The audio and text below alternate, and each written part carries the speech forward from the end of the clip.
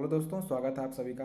तो यहाँ पे मैं अपने एक रियल ट्रेड के माध्यम से यहाँ पे डिस्कस करने की कोशिश करूँगा कि जब हम एक छोटे अकाउंट से ट्रेड कर रहे होते हैं, 1 लाख या 2 लाख से ट्रेड कर रहे होते हैं, तो रिस्क मैनेजमेंट करना कितना मुश्किल हो जाता है। और यही एक सबसे इम्पोर्टेंट रीज़न होता है कि जो स्मॉल ट्रेडर होते हैं उनको अकाउंट ग्रो करने में काफ़ी डिफ़िकल्टी होती है एज़ कम्पेयर टू जिनका अकाउंट साइज़ काफ़ी बड़ा है। तो यदि अकाउंट साइज़ थोड़ा बड़ा होता है या फिर हम 5 या 10 थोड़ा बड़े लॉट से ट्रेड कर रहे होते हैं तो कंपेरेबली हमारा रिस्क मैनेजमेंट करना थोड़ा इजी हो जाता है। जैसा कि मैं भी अभी एक लॉट से ही ट्रेड करता हूँ, मेरा भी अकाउंट साइज़ छोटा ही है, तो मैं अपने रियल ट्रेड के एक्सपीरियंस के हिसाब से यहाँ पे डिस्कशन करूँगा। तो इसका ये बिल्कुल मतलब नहीं है कि अगर हमारे पास हमारा अकाउंट साइज़ बड़ा है या फिर हम 10 या 15 लॉट से यहाँ पे ट्रेड करते हैं तो हमारे प्रॉफिटेबल होने का जो प्रोबेबिलिटी है वो बढ़ जाती है। मेरा यहाँ पे डिस्कशन का बस एक पॉइंट है कि जिनको टेक्निकल एनालिसिस आती है, जो एक किसी पर्टिकुलर सेटअप पे ट्रेड कर रहे होते हैं, जिनका कुछ एक्सपीरियंस हो गया है मार्केट में, वो कहाँ पे ट्रेड लेना है, कहाँ पे नहीं लेना है, वो इतना समझते हैं, स्टिल उनका अकाउंट ग्रो नहीं हो रहा है। तो मैं उस प्रोस्पेक्ट में यहाँ बात करने वाला हूँ। तो आप लोग वीडियो को एंड तक देखिए, आई होप आप लोग रिलेट कर पाएंगे मेरे इन पॉइंट से। तो ये निफ्टी का 5 मिनट का चार्ट है। यहाँ पे मैंने इस गिरते हुए मार्केट में यहाँ पे एक कॉल बाई किया था, बिल्कुल बॉटम पे 10-20 वाली जो कैंडल है इसके क्लोज होने पे यहाँ पे हमने बाई किया था। बाई का क्या रीज़न था इसका हम सेपरेट वीडियो में डिस्कशन करेंगे, आप लोग चैनल पे जाकर के देख लीजिएगा। यहाँ पे मैं डिस्कशन करूँगा कि एक लॉट से ट्रेड करने पर रिस्क मैनेजमेंट करना कितना डिफिकल्ट होता है। तो मैंने इस 10:20 के कैंडल पे यहाँ पे बाई किया था और यहाँ से मार्केट ने अराउंड 30 पॉइंट का यहाँ पे मूवमेंट दिया था। तो मैंने जो यहाँ पे रिस्क रिवार्ड रखा था, जनरली हम लोग 1:2 का मिनिमम लेके चलते हैं रिस्क रिवार्ड रेशियो। तो यहाँ पे 25 पॉइंट के आसपास हमारा जो एसएल था और जो टारगेट था वो 50 पॉइंट के आसपास का था। और निफ्टी यहाँ पे 30 पॉइंट ऊपर जाने के बाद अराउंड 32-33 पॉइंट ऊपर जाने के बाद रिटर्न हुआ है। और यदि हम ऑप्शन चार्ट में देखें तो मैंने यहाँ पे 25,200 का कॉल बाई किया था। तो मैंने ये जो 10:20 वाली कैंडल है यहाँ पे मैंने बाई किया था अराउंड इस पॉइंट पे।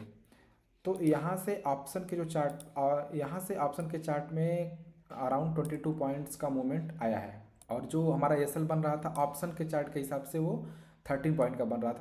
तो जो हमारा टारगेट 1:2 के हिसाब से बन रहा था वो 26 पॉइंट के आसपास का बन रहा था।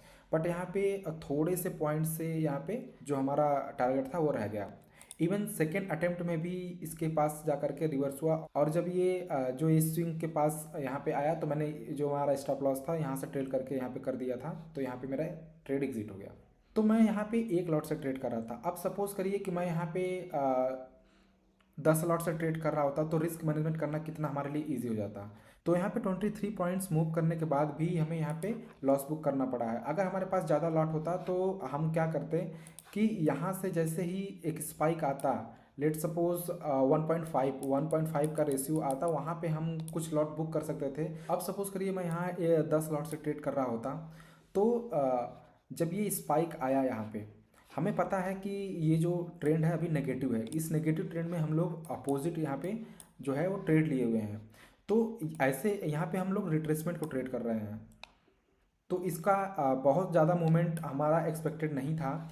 तो उस केस में क्या करता, जब ये स्पाइक आता तो यहाँ पे हम कुछ लॉट बुक कर लेते जिसका प्रॉफिट जो हमें जो यहाँ पे लॉस हुआ है, अगर हमारा पलट के स्टॉप लॉस भी हिट होता तो उस प्रॉफिट से हम कॉस्ट टू कॉस्ट या इवन थोड़ा बहुत प्रॉफिट में ही निकलते हैं। तो उससे जो हमारा साइकोलॉजी है वो मेंटेन रहता, उसमें डिस्टर्बेंस नहीं आता। अब यहाँ पे क्या हुआ कि जब हमारा एक एक स्टॉप लॉस हिट हो गया है तो जब हम दूसरा ट्रेड लेंगे तो कहीं ना कहीं ये वाला जो लॉस है, स्टॉप लॉस हिट हुआ है, ये हमारे माइंड को अफेक्ट करेगा।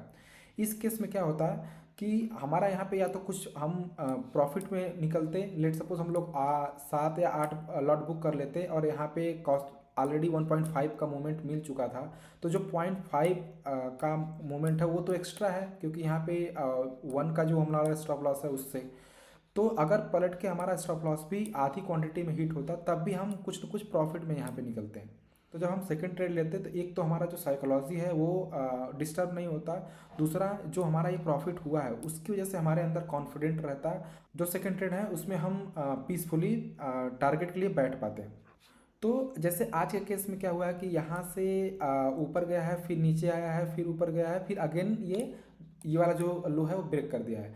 लेकिन बहुत सारे केस में ऐसा होता है कि मार्केट यहाँ से आता है इस लो बनाने के बाद, अगर हमारा एनालिसिस सही है, यहाँ पे जैसे डब्लू बनाने के बाद यहाँ पे लिक्विडिटी लेने के बाद ये नीचे गिर गया है। लेकिन 10 में से 5 या 6 ऐसे केस आएंगे जहाँ पे ये रिवर्स तो होगा बट इस लो के पास तक नहीं जाएगा, कि ऊपर से ही यहाँ पे मूवमेंट हमारे डायरेक्शन में आ जाएगा। तो जो बच्चे लॉट होंगे उससे हम यहाँ पे लंबा बैठ सकते हैं और लंबा टारगेट यहाँ पे बुक कर सकते हैं। बट जब आप एक लॉट से ट्रेड कर रहे होते हैं तो ये ऑप्शन हमारे पास होता ही नहीं है, या तो हम टारगेट लेंगे या तो हम स्टॉप लॉस लेंगे। तो जनरली बहुत सारे केस में अगर हम 10 ट्रेड कर रहे हैं उसमें से 4 या 5 बार क्या होगा कि ये 1:2 के पास जाता है तो हमारा जो टारगेट है वो हिट होता है।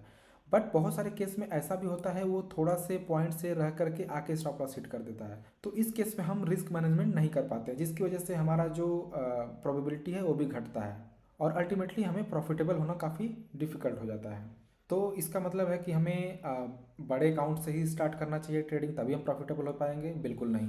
तो पहले हमें स्मॉल अकाउंट से ही शुरू करना है और ये केस हमें अपने जर्नल में नोट करना है कि ऐसे अगर हम 10 ट्रेड ले रहे हैं तो ऐसे कितने केस आ रहे हैं जिसमें हमारा जो टारगेट है वो कुछ पॉइंट से ही रह जा रहा है। और जब हमें अपना पूरा कॉन्फिडेंस आ जाए तब उसके बाद हमें अपना जो अकाउंट का साइज़ है वो इंक्रीज़ करना चाहिए। तो चलिए, ये रहा आज के लिए छोटा सा इन्फॉर्मेटिव वीडियो। आई होप आप लोग इससे रिलेट कर पाए होंगे। अगर आप लोग भी ये इशू फेस कर रहे हों तो कमेंट में ज़रूर बताइएगा, और आप लोगों को वीडियो अगर पसंद आई हो तो इस वीडियो को लाइक कर दीजिए, ज़्यादा से ज़्यादा शेयर करिए, और ऐसे ही और इन्फॉर्मेटिव वीडियो देखने के लिए इस चैनल को सब्सक्राइब कर लीजिए। Thanks for watching, take care and bye.